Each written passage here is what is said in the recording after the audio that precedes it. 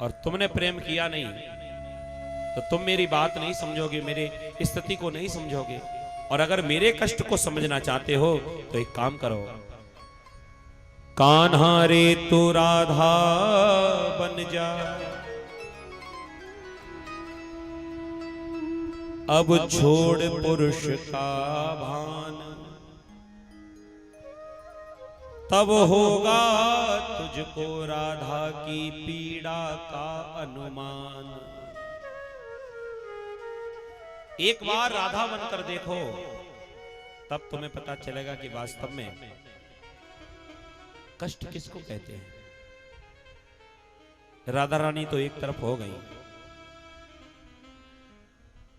भगवान मैया से कहने लगे कि मैया अब मैं जा रहा हूं। मैया ने कन्हैया के मुंह से जब ये शब्द सुना कि मैं जा रहा हूं, मैया को तुरंत होश आया कि मेरा लाल मुझे छोड़कर जा रहा है। दौड़ कर गई और कन्हैया का हाथ पकड़ लिया। बेटा तू मुझको ऐसे ही छोड़कर चला जाएगा?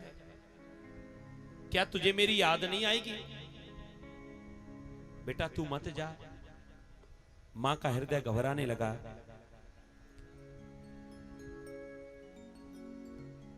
भगवान कहने लगे मैया मैं आ जाऊंगा, वापस जल्दी आ जाऊंगा। मैया कहने लगी लाला तू जा रहा है, मुझे ऐसा लग रहा है जैसे मेरे भीतर से प्राण निकल रहे हैं, तो इस प्रकार मुझे छोड़कर मत जा।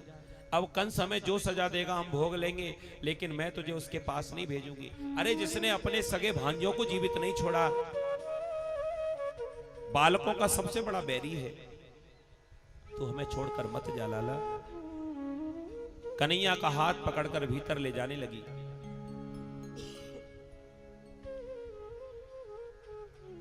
अक्रूर जी महाराज वैसे तो बताना नहीं चाह रहे थे, लेकिन मैया ने जिद पकड़ ली कि मैं अब अपने कृष्ण को कंस के पास नहीं भेजूंगी।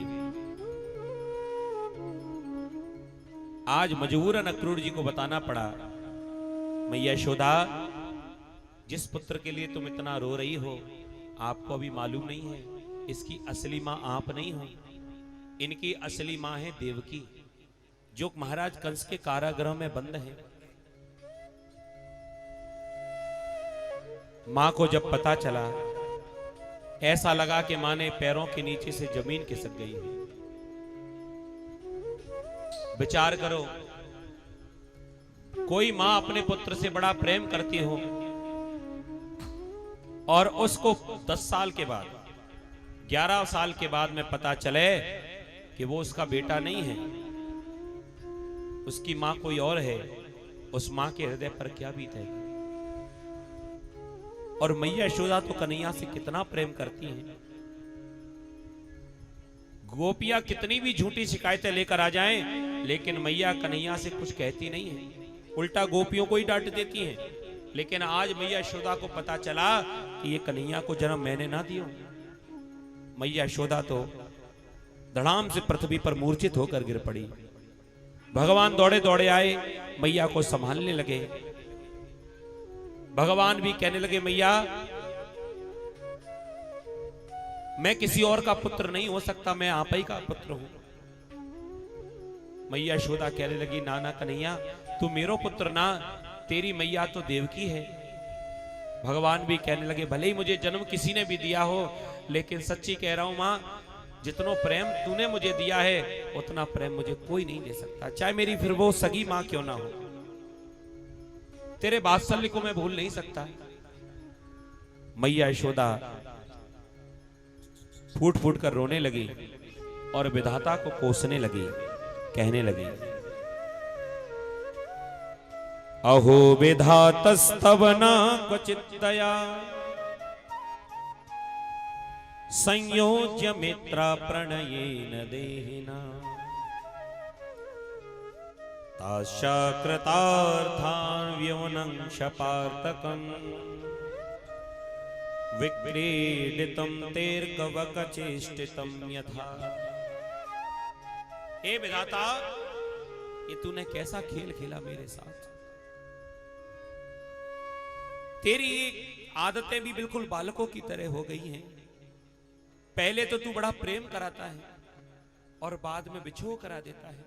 जैसे छोटे छोटे बालक होते हैं, ये रेत में बहुत खेलते हैं, रेत के घर बनाते हैं, पूरा दिन हो जाता है, बड़ी मेहनत के साथ में रेत के घर बनाए, और जब घर वापस शाम को जाते हैं ना, तो दिन भर की मेहनत को एक झटके में जो मकान बनाए हैं रेत के, वो एक बार में ही सब पैरों से रौंद देते हैं, सबको समाप्त कर देते हैं। ऐसे विधाता तेरी भी ये बुद्धि है गई है। पहले तो तू प्रेम कराता है, संबंध कराता है, और जब संसार के संबंध बन जाते हैं, मां का बेटे से, बेटे का मां से, और जब तुझे लगता है कि अब हमारा खेल पूरा हो गया, तो फिर दोनों को दूर कर देता है। अगर मेरे भाग्य में पुत्र का सुख नहीं था, तो ये झूठा नाटक मेरे साथ क्यों खेला है? मैं जीवन भर एक ही दुख के साथ अपने जीवन को बिता लेती कि मुझे कोई पुत्र नहीं हुआ, मुझे कोई संतान नहीं हुई, लेकिन पुत्र तो दिया, लेकिन किसी और का दिया।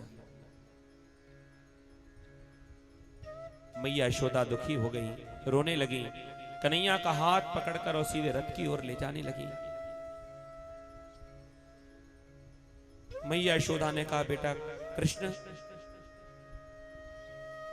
तू अपनी मैया के पास जा,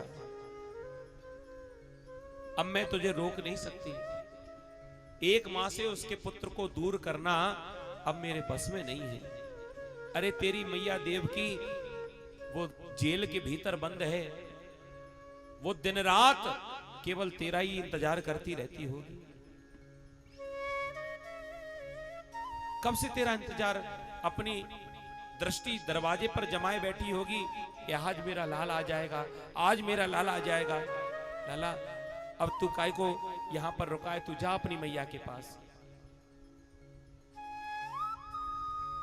अक्रूर जी से कहा कि रथ ले जाओ महाराज, ये मेरा पुत्र नहीं है, ये तो देवकी का है।